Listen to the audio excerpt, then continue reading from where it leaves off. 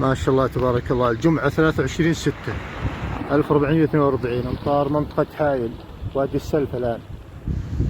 ما شاء الله ما شاء الله ما شاء الله. نستقبله. يا سلام ما شاء الله تبارك الله.